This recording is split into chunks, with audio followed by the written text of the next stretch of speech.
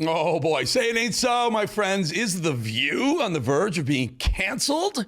Woo, one can only dream, right? So Disney, clearly feeling the pain of going woke for all those years, is trying to save face and money wherever they can. Apparently, one of those areas is The View, which has been plunging in the ratings, they tell us. Turns out defamation and lies and Trump derangement syndrome ain't working so well for the ladies of The View, huh? Well, the women of The View are and were reportedly told to calm down with all of the Trump DS bullshit, right?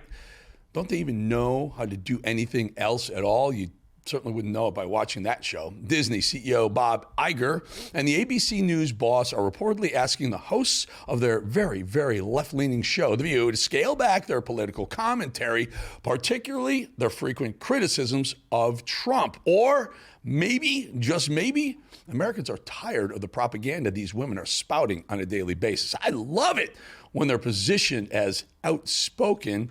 Is that code for talking bullshit, by the way? Probably is with ladies of The View. So we already know that back in February, the snowflakes at The View were told to dial down their Trump derangement syndrome rhetoric by their executive producer, Brian Tata. Apparently that caused some tension at the table. That call came after moments like this. I have a very quick statement. It's not going to be that quick. Pete Hegseth has denied any wrongdoing. His lawyer said he paid the woman in 2023 to head off the threat of a baseless lawsuit. No charges were ever brought.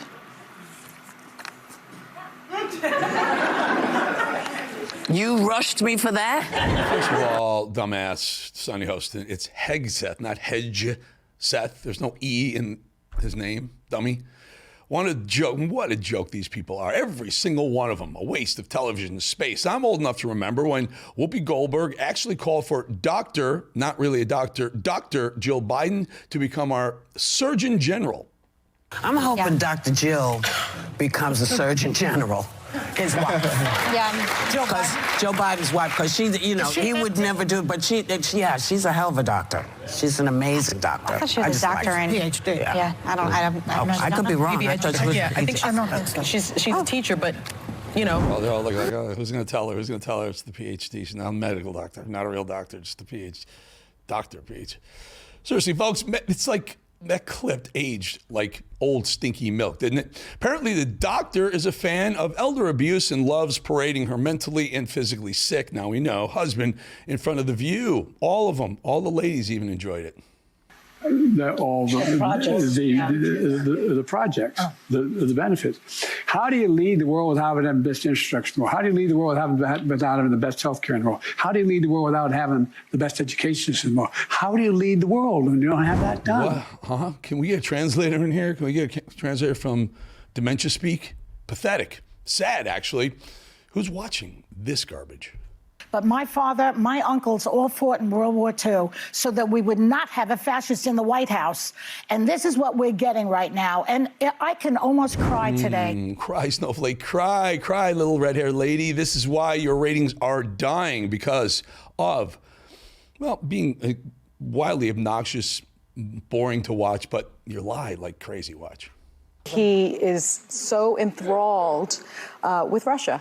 I don't know if it's because he thinks by getting Russia closer to the United States that perhaps they'll ice out China. I think that is a ridiculous reading of the political landscape. He can't figure that out. Or he, well, exactly. Or again, he just doesn't understand geopolitics in the way that a president should, but we kind of knew that before. What does he owe Putin? Maybe he owes something to Putin. Oh, do tell us how geopolitics works, Sonny Hostin, you brain child. Day after day, these idiots sit around a table pretending to know what they're talking about. There's a perfect example. Sonny Hostin has absolutely no idea about foreign policy, but she's going to tell Trump that he doesn't know what he's doing. Meanwhile, he made $4 trillion worth of deals in the last 4 months.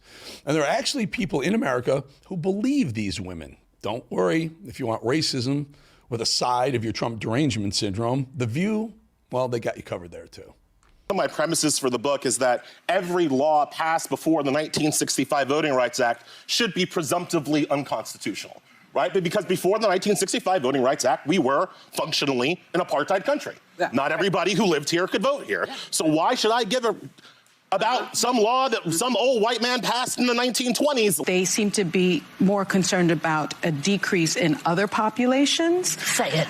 No, I think I've said enough. It's not based on that. And so, well, it's just based on a study.